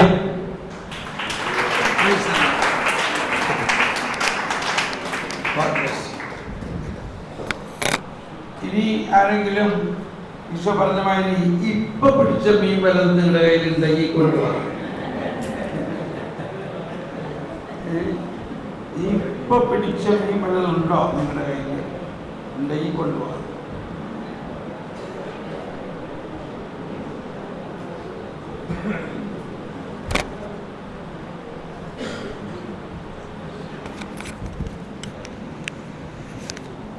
ഈശോയെ നന്ദി, ഈശോയെ സ്തുതി. ഞാൻ ഇന്ന് രാവിലെ ബ്രദർ പ്രാർത്ഥിച്ചുകൊണ്ടിരിക്കുമ്പം ഈ രൂപത്തിൽ ശരിക്കും വെള്ള കാല് കാണുമായിരുന്നു. ആ കാലെ വെച്ച് എന്നെ ഈശോ ഇങ്ങനെ ആട്ടിക്കൊണ്ടിരിക്കുമായിരുന്നു. ആദ്യം മുട്ടും അതിൻ്റെ ആ ജോയിൻ്റ് വരെയുള്ള ഭാഗമേ കണ്ടുള്ളൂ, പിന്നെ മുട്ട് വരെ കണ്ടു. ആ മുട്ടയിൽ ഇങ്ങനെ അപ്പന്മാർ പാട്ടുപാടി ആറ്റുന്ന പോലെ എന്നെ ആട്ടിക്കൊണ്ടിരിക്കുമായിരുന്നു. ഭയങ്കരമായിട്ട് എന്നെ കുഞ്ചിക്കുമായിരുന്നു. ഞാനതെങ്ങനെ ശരിക്കും എനിക്കങ്ങ് അനുഭവം വരുന്ന പോലെ, എനിക്കങ്ങ് ഭയങ്കരമായിട്ട് ഫീൽ ചെയ്യുന്ന പോലെ എന്നെ കുഞ്ചിക്കുന്ന ആ ഒരു ഫീലിംഗ് എനിക്ക് ശക്തമായിട്ട് അനുഭവപ്പെട്ടു. കുറേ നേരം കഴിഞ്ഞ് ഈശോ എന്നെ ഒത്തിരി നേരം ചിരിച്ചു കാണിച്ചു. ഞാനിപ്പം ചിരിച്ചു തന്നെ. പിന്നെ ഇപ്പം എനിക്ക് ഞങ്ങളുടെ ഗ്രൂപ്പ് കൂടിയപ്പം ഞങ്ങൾ 7 പേരുണ്ടായിരുന്നു. പിന്നെ മൂന്നാമത് പ്രാർത്ഥിച്ചപ്പം ശരിക്കും സ്പോണ്ടിലോസിസ് സുഖപ്പെടുത്തുന്നു എന്നൊരു വാക്ക് ഞാൻ വിളിച്ചു പറഞ്ഞായിരുന്നു.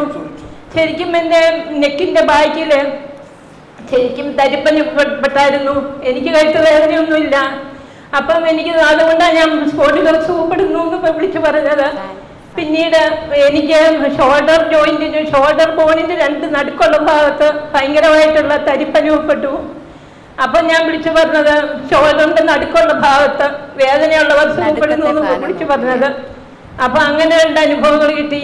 പിന്നെ ഞങ്ങൾ 7 പേരായിരുന്നു. അപ്പം 7 പേർക്കും വേണ്ടി ശരിയായിട്ടുള്ള കാര്യങ്ങൾ പ്രവചിച്ച് പറയാൻ കൃപ കിട്ടി. അത് ഞാൻ പറഞ്ഞപ്പോൾ എല്ലാവരും അത് സമ്മതിച്ചായിരുന്നു. അപ്പം അങ്ങനെ ശരിക്കും ഒരു പ്രവചന വരം ഈശോ ഇന്ന് തന്നു. ഈശോയെ നന്ദി, ഈശോയെ സ്തുതി, ഈശോയെ സ്തോത്രം. നടുവിലത്തെ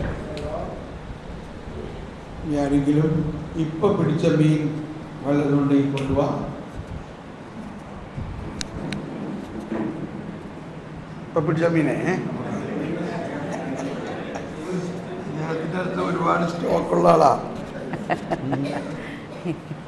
ഒത്തിരി മീനുണ്ട്. Praise the Lord. എനിക്ക് ഏറ്റവും കൂടുതൽ ഇഷ്ടപ്പെട്ടത് ഈ ബ്രദറിൻ്റെ ഡ്രസ്സിങ്ങാണ്. അത്ര അഭിഷേകമാണ് ഈ ബ്രദറിലൂടെ ഇവിടെ ദൈവം ചൊരിഞ്ഞത്. അത് പറയാതിരിക്കാൻ പറ്റത്തില്ല. 5:30 മണി മുതൽ രാത്രി 12 മണി വരെയും ഈ ബ്രദറിൻ്റെ ടോക്കിൽ ആർക്കും ഒരു മടുപ്പും വരത്തില്ല. Praise the Lord. അത്ര അഭിഷേകമാണ് ഈ ഹാളിൽ നിറഞ്ഞു നിൽക്കുന്നത്. ഞാൻ ഈ ബ്രദറിൻ്റെ ധ്യാനം കേൾക്കുന്നത് ആദ്യമായിട്ടാണ്. ഇത്രയും എളിമപ്പെട്ട് ഒരു ശുശ്രൂഷകന് ഈ കേരളത്തിൽ ഞാൻ കണ്ടിട്ടില്ല.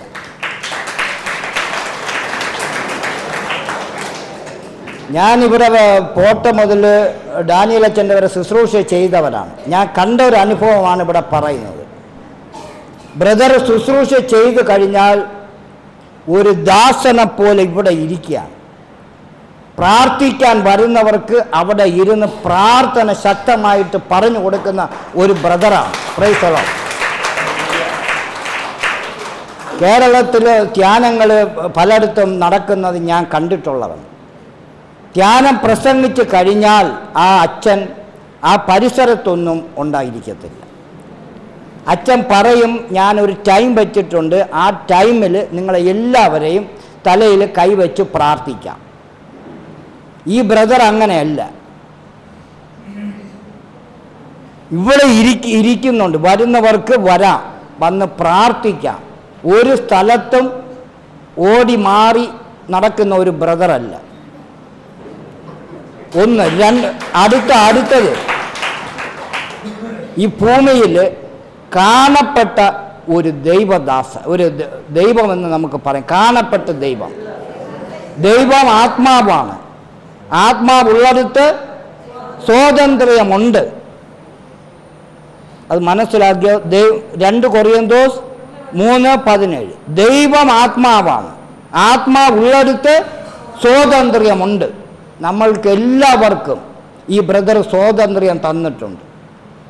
ആർക്കും എപ്പോൾ വേണമെങ്കിലും വരാം, പ്രാർത്ഥിക്കാം. നമ്മളുടെ കൂടെ ഇരുന്ന് ഭക്ഷണം കഴിക്കും. നമ്മളുടെ കൂടെ ഇറങ്ങി ഈ ഹാള് മൊത്തം നടന്ന ഒരു ബ്രദറാണ്. നമ്മൾ ഓരോ ഗ്രൂപ്പായിട്ട് ഇരിക്കുമ്പോഴും ബ്രദർ എല്ലാ സ്ഥലത്തും നമുക്ക് വേണ്ടി കൈ വിരിച്ച് ഈ സ്ഥലം മൊത്തം പ്രാർത്ഥിച്ചുകൊണ്ട് നടന്ന ഒരു ബ്രദറാണ്. അതുകൊണ്ട് കർത്താവ് ഈ ബ്രദറിൻ്റെ എല്ലാ ശുശ്രൂഷകളിലും ശക്തമായി അനുഗ്രഹിക്കട്ടെ. യേശുവിൻ്റെ തിരുരക്തം ഒഴുക്കട്ടെ, കഴുകട്ടെ, ശുദ്ധീകരിക്കട്ടെ. എല്ലാവരും ഈ ബ്രദറിന് വേണ്ടി ശക്തമായിട്ട് പേഴ്സണൽ പ്രയർ നടത്തണം എന്നാണ് എൻ്റെ ആഗ്രഹം. Praise the Lord.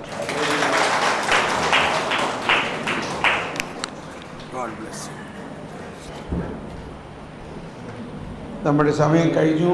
ഒരാൾ കൂടി വരാം. ഒരാൾ ആരാ?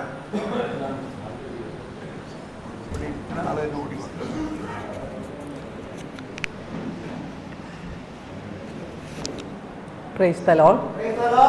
ഞാൻ കയറണ്ടെന്ന് വിചാരിച്ചിരിക്കുമായിരുന്നു. പക്ഷെ എന്നെ ഇങ്ങനെ ഓഫാകണോ? നല്ല ഓണോ? ഓക്കെ. ഞാൻ വരണ്ടെന്ന് വിചാരിച്ചിരുന്നതാണ്. പക്ഷെ എന്നെ അവിടെ ഇരുന്നിട്ട് എനിക്ക് ഇരിക്കാൻ പറ്റുന്നില്ല. ഇങ്ങനെ ഒരു ചെവിയിൽ നിന്നിങ്ങനെ എന്നെ തള്ളി വിടുക, എൻ്റെ ചെവിയിൽ നിന്ന് പോകുമെന്നും പറഞ്ഞിട്ട്. ഒരു 28 വർഷം മുൻപ് ഞാൻ ബ്രദർ തോമസ് പോളിൻ്റെ ധ്യാനം കൂടിയിരുന്നു. അന്ന് ഞാൻ ഫസ്റ്റ് ക്യാരിങ് ടൈമായിരുന്നു. അപ്പോൾ എൻ്റെ കൊച്ച് നമ്മളുടെ വയറ്റിലേക്ക് ആദ്യം വന്ന സമയമായിരുന്നു. ആ സമയമാകുമ്പോൾ അവിടെ വരുമ്പോഴൊക്കെ ആദ്യം ഞാൻ കേൾക്കുന്ന പാട്ട്, കുതിച്ചു ചാടി ശിശു എലിസബത്തിനുദരത്തിൽ. ആ ലൈൻ വരുമ്പോഴത്തേക്ക് എൻ്റെ വയറ്റിൽ വന്നിട്ട് എന്തോ ചാടും. അപ്പം ഞാൻ ഓർത്ത് എന്തോ ഈശോ, എനിക്ക് പേടിയായിട്ട് ചെയ്യാം. എനിക്കറിയില്ല, ആദ്യമായിട്ട് കാര്യം കേൾക്കുന്ന ടൈമല്ലേ. അത് കഴിഞ്ഞ് കുറച്ച് കഴിയുമ്പോഴത്തേക്കും കൊച്ച് ഉണ്ടായിട്ടുള്ളൂ, 1 month കഴിഞ്ഞിട്ടുള്ളൂ. അത് കഴിഞ്ഞപ്പോഴത്തേക്കും കുറച്ച് കഴിഞ്ഞ് പിന്നെ ഈ ലൈൻ വരുമ്പോൾ കൊച്ചു ചാടും. അപ്പം ഞാൻ ഓർത്ത് ഈശോ ഇത് പരിശുദ്ധാത്മാ അഭിഷേകമാണ്, അപ്പോൾ ഈശോ നന്ദി ഞാൻ പ്രാർത്ഥിച്ച് പ്രൈസ് ചെയ്ത് പോയി. പക്ഷെ ഞാൻ പിന്നെ ജീവിതത്തിൻ്റെ തിരക്കുകൾക്കിടയിൽ പിന്നെ എൻ്റെ ലൈഫ് സ്റ്റൈൽ വേറെ ആയിരുന്നു. എനിക്കിങ്ങനെ ധ്യാനം കൂടാനും പ്രാർത്ഥിക്കാനും ഒന്നും പല പല ലൈഫിൻ്റെ ഓട്ടങ്ങളിലായിരുന്നു. അപ്പം പിന്നെ എൻ്റെ ഹസ്ബൻഡിന് രോഗമായി 10-15 വർഷം നീണ്ടു നിന്ന രോഗങ്ങൾ, അതിലൊക്കെ ഇങ്ങനെ കടന്നു പോകുമ്പോഴും എനിക്കെന്നും എൻ്റെ ഈശോ കൂടെയുണ്ട്. ഞാൻ ഒരിക്കലും ഈശോ വിട്ടിട്ടില്ല. ആത്മാവ് നിറയാൻ പ്രാർത്ഥിക്കും. കുറേ ഉണ്ടായിരുന്ന അവസ്ഥയിൽ ഒന്നുമില്ലാത്ത അവസ്ഥയിൽ എത്തുമ്പോഴും രാത്രിയാകുമ്പോൾ ഈശോട്ട് പ്രാർത്ഥിക്കും, കർത്താവേ നാളത്തേക്ക് എന്താ. അപ്പോൾ എനിക്ക് ആ ദൈവം ദൂതന്മാരെ അയക്കുന്നുള്ള വചനത്തിൽ അങ്ങനെ ലൈഫ് ഇങ്ങനെ മുന്നോട്ട് പോകുക. അപ്പം ഞാനോർത്ത് ഇത് വേസ്റ്റ് അല്ലേ, ഇങ്ങനെ നോക്കിക്കൊണ്ട് എൻ്റെ ലൈഫ് ഇങ്ങനെ പോകുക, എന്ത് ചെയ്യണമെന്ന് എനിക്കറിയാം. ഞാൻ ഈശോട്ട് പ്രാർത്ഥിക്കാൻ തുടങ്ങി. എന്താ ഞാൻ ചെയ്യേണ്ടത്? മീൻസ് ഹസ്ബൻഡ് മരിച്ചു, ഇപ്പോൾ പിള്ളേരൊക്കെ ഇങ്ങനെ സ്കാറ്റർ ഓരോ സ്ഥലങ്ങളിലേക്കായി. ഞാൻ എന്താ ചെയ്യേണ്ടത്? എനിക്ക് വചനത്തിൽ എവിടെ വചനം പ്രഘോഷിക്കണം, എനിക്ക് ആത്മാക്കളെ നേടണം, എൻ്റെ കുഞ്ഞുങ്ങൾ വഴിയും ആത്മാക്കളെ നേടണം എന്നുള്ള ഞാൻ പ്രാർത്ഥിക്കാനായിട്ട് കുറച്ച് തുടങ്ങി. അപ്പം ഞാൻ ബ്രദർ തോമസ് പോലൊക്കെ ഇപ്പം മീൻസ് അമേരിക്കയുടെ ആൾക്കാരാണ്. ഒരു ധ്യാനം കൂടിയാൽ കാണാനും കൂടി ഇല്ല. ഞാൻ അങ്ങനെ കൂടുതൽ മീഡിയാസ് ഒന്നും യൂസ് ചെയ്യണമല്ല. അപ്പം ബ്രദർ തോമസ് പോൾ, അപ്പം ചേച്ചി എൻ്റെ അടുത്ത് വിളിച്ചെടുത്ത് പറഞ്ഞു, മീന നീ വരുന്നുണ്ടോ ഇവിടെ ബ്രദർ തോമസ് പോളിൻ്റെ ധ്യാനം ഇടുന്നു പറഞ്ഞു. അപ്പം ഞാൻ അയ്യോ ഈശോയെ നീ ഇങ്ങനെ എന്നെ വിളിച്ചല്ലോ, താങ്ക് യു ജീസസ് എന്ന് പറഞ്ഞേ. അപ്പം എന്താണെന്ന് വെച്ചാൽ ഞാൻ എൻ്റെ കുറേ സംശയങ്ങൾ, പല കാര്യങ്ങളും ബ്രദർ പറഞ്ഞ ഓരോ കാര്യങ്ങളും എൻ്റെ ഉള്ളിൽ ചോദിച്ചുകൊണ്ടിരുന്ന സംശയങ്ങൾക്ക് എല്ലാത്തിനും ബ്രദർ ഉത്തരം പറയുക. അപ്പം ഞാനോർത്ത് ഈശോയെ നീ ഇത്ര സ്നേഹിക്കുന്നല്ലോ നമ്മളെല്ലാം, അപ്പം എനിക്ക് എന്തൊക്കെയോ ചെയ്യാനുണ്ട്. അപ്പം നിന്റെ സന്തതികൾ രാജ്യങ്ങൾ കൈവശപ്പെടുത്തും, വിജന നഗരങ്ങൾ ജനനിബിഡമാക്കുന്ന യെശയ്യായുടെ പുസ്തകത്തിലുണ്ട്. അപ്പം ഞാനോർത്ത് എൻ്റെ കൊച്ചുങ്ങൾ പോണോടത്തൊക്കെ ഈശോയെ ഒരു പ്രഘോഷിക്കണം. പക്ഷെ സിൻസിയറായിട്ട് പറയാണ്, ഭയങ്കര ജീസസ് യുദ്ധം കുഞ്ഞുങ്ങളായിരുന്നു. പക്ഷെ ഇപ്പം ആരും ദൈവത്തിൽ ഞായറാഴ്ച കുർബാന തന്നെ എല്ലാം കൂടുന്നുണ്ടോ എന്നുള്ള സങ്കടമുണ്ട്. പക്ഷെ ഞാൻ അവർക്ക് വേണ്ടി ഞാൻ കുർബാന ചിലപ്പോൾ 2 എണ്ണമൊക്കെ കൂടും. കാരണം എന്താണെന്ന് വെച്ച് കഴിഞ്ഞാൽ എനിക്ക് അവരുടെ എൻ്റെ കുഞ്ഞുങ്ങളെ വിടാൻ പാടില്ലല്ലോ. അതേപോലെ ഞാൻ പ്രാർത്ഥിക്കും, ഈശോ ഇതേപോലെ ഈശോയെ വിട്ടുപോയ കുഞ്ഞുങ്ങളെ, ഈശോയെ അറിയാതെ പോകുന്ന കുഞ്ഞുങ്ങളെ ഒക്കെ നേടണം. അതിനുവേണ്ടി എൻ്റെ കുഞ്ഞുങ്ങൾ ഉപയോഗിക്കണം, എന്നെ ഉപയോഗിക്കണം. അപ്പോഴാണ് ഇങ്ങനെ കഴിഞ്ഞ ദിവസം ഒരു എന്താ പറഞ്ഞതെന്ന് വെച്ച് കഴിഞ്ഞാൽ ശകലന വിത്തു അപ്പം എൻ്റെ കുഞ്ഞുങ്ങൾ അപ്പോൾ ഓരോരുത്തർക്കും ഞാനിങ്ങനെ പറയുമ്പോൾ അവർ എന്നെ കളിയാക്കും, എൻ്റെ മക്കൾ തന്നെ എന്നെ കളിയാക്കും. ഞാൻ പറഞ്ഞു ഇല്ല മോളെ, ഈ ദൈവം ഒരു ഗണത്തെ, ഒരു ദൈവജനത്തെ ഒരുക്കിയിട്ടുണ്ട്. ഇത് അതാണ് ഞാൻ പറഞ്ഞത്. എന്തായാലും ലോക അവസാനമാണെന്നും പറഞ്ഞുകൊണ്ട് കഴിഞ്ഞ ദിവസം കുറച്ച് നാളിന് മുന്നേ ലോകം അവസാനിക്കും ഇങ്ങനെ പ്രവചനം ഉണ്ടാവില്ല. ഞാൻ പറയും നോ നെവർ, ലോകം എങ്ങനെ അവസാനിക്കാൻ, എല്ലാവരിലും സുവിശേഷം. ആ ഒരു വചനം ബ്രദർ പറഞ്ഞപ്പോൾ എന്നിങ്ങനെ ഓരോ കാര്യത്തെ ശക്തിപ്പെടുത്തും. അതായത് വചനം ബ്രദർ പറഞ്ഞില്ലേ ലോകം അവസാനിക്കില്ല, എല്ലാവരിലും സുവിശേഷം അറിയിച്ചിട്ടേ ലോകം അവസാനിക്കുള്ളൂ. അപ്പം ഞാൻ കഴിഞ്ഞ ദിവസം ഇരുന്നുകൊണ്ട് സങ്കടപ്പെട്ട് പ്രാർത്ഥിച്ചോണ്ട് ദൈവം ലോകം ഇങ്ങനെ അവസാനിച്ച് കഴിഞ്ഞാൽ അവസാനിക്കില്ല എന്ന് എനിക്കറിയാം. എന്നാലും ആരും ഈശോയെ അറിഞ്ഞിട്ടില്ല. എൻ്റെ കുഞ്ഞുങ്ങൾ പോലെയും ഈശോയിൽ നിന്ന് അകന്നു പോകുമ്പോൾ എങ്ങനെ എവിടെ എത്തും? പിന്നെ സ്വർഗരാജ്യം നമ്മുടെ ഓരോന്നിനും ഇനി ഞാൻ കൂടുതൽ നീട്ടുന്നില്ല. നമ്മൾക്ക് ഈ ബ്രദറിൻ്റെ ഓരോ അഭിഷേകം പിന്നെ ഇത്ര സിമ്പിളായിട്ടെന്ന് പറഞ്ഞ സിൻസിയർലി സ്പീക്കിംഗ് വളരെ സിമ്പിളാണ് കേട്ടോ ബ്രദറെ. ഞാൻ ഇത്രയും താങ്ക് യു എൻ്റെ സോറി. യെസ്. അപ്പോൾ ഇനി നിങ്ങളുടേതായ സ്ഥലങ്ങളിൽ പോയി സാക്ഷ്യങ്ങൾ പറയണം. ഇത് നമ്മുടെ സമാപന ശുശ്രൂഷകളിലേക്ക് നീങ്ങുകയാണ്. എല്ലാവരും ശ്രദ്ധിക്കണം. ആദ്യം നമ്മൾ വിശുദ്ധ ബലിയർപ്പണം ഉണ്ടാകും. വിശുദ്ധ കുർബാനയ്ക്ക് ശേഷം ഈശോയെ എഴുന്നള്ളിച്ച് വെച്ച് ഓരോരുത്തരുടെയും ശിരസിൽ കൈവച്ച് നമ്മുടെ പ്രിയപ്പെട്ട ബഹുമാനപ്പെട്ട താമരവള്ളി അച്ഛനുണ്ട്, മറ്റേ കൈജോച്ചൻ വരുമായിരിക്കും. അങ്ങനെ അച്ഛന്മാരും ഞാനും കൂടി ചേർന്ന് നിങ്ങളുടെ തലയിൽ കൈവച്ച് പ്രാർത്ഥിക്കും. നിങ്ങൾ ഇപ്പോഴേ തന്നെ ഈ വിശുദ്ധ കുർബാനയിൽ തന്നെ അതിനുവേണ്ടി ഒരുങ്ങിക്കൊണ്ടിരിക്കണം. അതിനു മുമ്പ് എന്താണ് ഈ അഭിഷേകം എന്നുള്ളതിനെ കുറിച്ച് ഒരു 5 മിനിറ്റ് കൂടി ഞാൻ പറയാം. അതിനുശേഷം ഇവിടെ സെറ്റിംഗ് എല്ലാം മാറ്റിയിട്ട് കുർബാനയ്ക്ക് ഒരുങ്ങും. ഈശോ എഴുന്നള്ളിയിരിക്കും. കുർബാന കഴിയുമ്പോൾ അപ്പോൾ കുർബാനയിൽ തന്നെ നമ്മൾ ഈ അഭിഷേകത്തിന്റെ തുടക്കമാണ് കുർബാനയിൽ തന്നെ. അപ്പോൾ അതിനു മുൻപ് നമ്മൾ മനസ്സിലാക്കേണ്ടത് നമ്മൾ സാധാരണ ധ്യാനത്തിന്റെ അവസാനത്തിൽ മാമോദീസ വ്രത നവീകരണം ചെയ്യാറുണ്ട്. അപ്പോൾ എന്താണ് ഈ മാമോദീസ? നമ്മൾക്ക് ഇന്ന് നമ്മൾ ലഭിക്കുന്ന അഭിഷേകം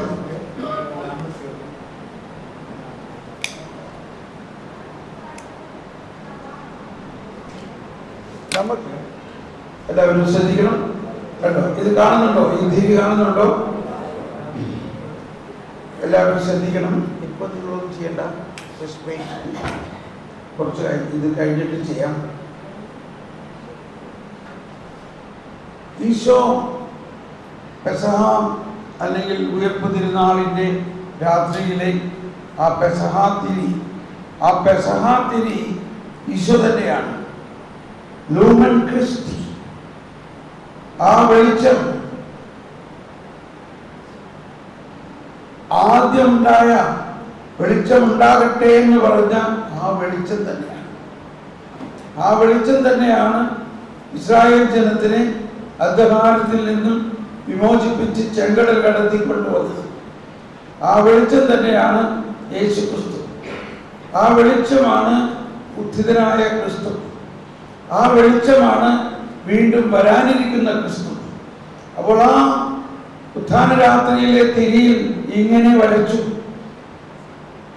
ക്രിസ്തു ഇന്നലെയും ഇന്നും എന്നേക്കും ഒരാൾ തന്നെയാകുന്നു, ആൽഫായും ഒമേഗയും. അതാണ് നമ്മുടെ അഭിഷേകത്തിന്റെ സ്രോതസ്. ഇനി ഈശോ മത്തായിയുടെ സുവിശേഷത്തിൽ 5-ാം അധ്യായത്തിൽ 13-14 പറഞ്ഞു, നിങ്ങൾ ലോകത്തിന്റെ പ്രകാശമാണ്. യോഹന്നാന്റെ സുവിശേഷം 8:12 പറഞ്ഞു, ഞാൻ ലോകത്തിന്റെ പ്രകാശമാണ്. അപ്പൊ യേശു ആകുന്ന പ്രകാശം, ലോകത്തിന്റെ പ്രകാശം എന്ന് പറഞ്ഞാൽ ഈ അനാദി മുതലേ അനന്തത വരെ, ഇത് നല്ല ഒരു പ്രയോഗമാണ്. ഈശോ ഒരു ടെമ്പറലായിട്ട് കുറച്ച് നാളത്തേക്ക് വന്ന ആളല്ല, നമ്മളും കുറച്ച് നാളത്തേക്ക് വന്ന ആളല്ല. നമ്മുടെ ജീവിതം അനാദി മുതൽ അനന്തത വരെയുള്ള ഒരു ജീവിതമാണെന്ന് നമ്മൾ വിശ്വസിക്കണം. അതുകൊണ്ടാണ് ഈശോ പറഞ്ഞത്, എല്ലാവരെയും സ്നാനപ്പെടുത്തുക. ഞാൻ ഇതങ്ങ് അവസാനിപ്പിച്ചോട്ടെ ഈ തിരി. അപ്പൊ നമ്മുടെ ജ്ഞാനസ്നാനത്തിലൂടെ നമ്മളിൽ കൊളുത്തുന്ന തിരിയാണ് ഈ വെള്ളത്തിരി. മനസ്സിലായി? ഇത് ഞാൻ പോണോടത്തൊക്കെ കൊണ്ട് നടക്കാണത്. ഈ പ്രതീകം അല്ലെങ്കിൽ ഇത് വളരെ വലിയ ഒരു സത്യാവസ്ഥയാണ്. എന്താണ്? ആ മാമോദീസായി നമ്മളെ ജ്ഞാനസ്നാനം സ്വീകരിച്ചു കഴിഞ്ഞപ്പോൾ വൈദികൻ ഒരു തിരി കത്തിച്ച് നമ്മുടെ കയ്യിൽ തന്നു. എന്നിട്ടെന്ത് പറഞ്ഞു? തോമസ് പോളെ, നീ ലോകത്തിന്റെ പ്രകാശമാകുന്നു. ഇത് നമ്മൾ അന്ന് കുഞ്ഞായിരുന്നത് കൊണ്ട് അന്ന് നമ്മൾ ഓർത്തിട്ടില്ല. അതുകൊണ്ടാണ് ഇങ്ങനെയുള്ള അടയാളങ്ങളെ ഓരോ മാമോദീസായിലും നമ്മുടെ കുഞ്ഞുങ്ങളും കുഞ്ഞുമക്കളും മറ്റുള്ളവർക്കും മാമോദീസ നൽകുന്ന സമയത്ത് ആ മാമോദീസ കുറേയും കൂടി അർത്ഥവത്തായിട്ട് നമ്മൾ കൊണ്ടാടണം. അതിലെ ഈ വക വലിയ ബോധ്യങ്ങൾ നമ്മളിലേക്ക് വരണം. ഇപ്പൊ നോക്കിയാൽ ഈ രണ്ട് തിരിയും തമ്മിൽ വല്ല വ്യത്യാസമുണ്ടോ? വല്ല വ്യത്യാസമുണ്ടോ? ഇതേ ഫ്ലെയിം കണ്ടോ, ഒരേ ഫ്ലെയിം. ഇതൊന്നും വിശ്വസിച്ചേ. അതായത് നമ്മൾ മറ്റൊരു ക്രിസ്തുവാണ് എന്നതിൽ കുറഞ്ഞ് യാതൊന്നും നമ്മൾ മനസ്സിൽ വെക്കരുത്. ഇടയ്ക്ക് ചെറുവരെൻ്റെ അടുത്തൊന്നും പറയും, അത്രേ ബന്ധനോ എന്നെ ആരും ബന്ധിച്ചിട്ടേക്കാണ്. ആ കൗൺസിലർ പറഞ്ഞു, അവർ പറഞ്ഞു, ഇവിടെ പറഞ്ഞു, നിന്റെ വീടിനൊരു ബന്ധനമുണ്ട്, സ്ഥലത്തിനൊരു ബന്ധനമുണ്ട്, നിനക്കൊരു ബന്ധനമുണ്ട്. ഞാൻ പറഞ്ഞേ, നീ ആരാ? നീ ഒരു ദൈവ പൈതലാണോ, ദൈവ കുഞ്ഞാണോ, ഒരു ക്രിസ്ത്യാനിയാണോ, നിന്റെ ഉള്ളിൽ ക്രിസ്തു ജീവിക്കുന്നോ? യോഹന്നാൻ 4:4 നിന്റെ ഉള്ളിലുള്ളവൻ ലോകത്തിലുള്ളവനേക്കാൾ ഇത് അടിസ്ഥാനമാണ്. അതുകൊണ്ട് എന്തെങ്കിലും ഒരു പ്രശ്നം ഉണ്ടാകുമ്പോൾ എനിക്ക് ബന്ധനമുണ്ടായി എന്നോ, എന്നെ പിശാച് ബാധിച്ചെന്നോ, അല്ലെങ്കിൽ എൻ്റെ ആ പ്രശ്നം ഈ പ്രശ്നമൊന്നും വിചാരിക്കുമ്പോൾ ആദ്യം ചിന്തിക്കണം, ഞാൻ ആരാണ്, എന്നിൽ ആരാണ്. അപ്പം ഇതാണ് ഒരു ഫേമസ് ജോൺ പോൾ രണ്ടാമൻ മാർപ്പാപ്പ പറയാറുള്ളതും സിയനായിലെ കത്രീനാമ പറയാറുള്ളതുമാണ്. നിന്നിലാരാണെന്നും നീ ആരാണെന്നും അറിഞ്ഞാൽ നീ ഈ ലോകത്തെ തകിടം മറിക്കും. കാരണം ലോകത്തിന്റെ പ്രകാശമായ ക്രിസ്തു നമ്മുടെ ആത്മീയ ജീവിതത്തിന്റെ ആദ്യ നിമിഷമായ മാമോദീസായിൽ തന്നെ നമ്മളിൽ സ്ഥാപിതമായിരിക്കുന്നു.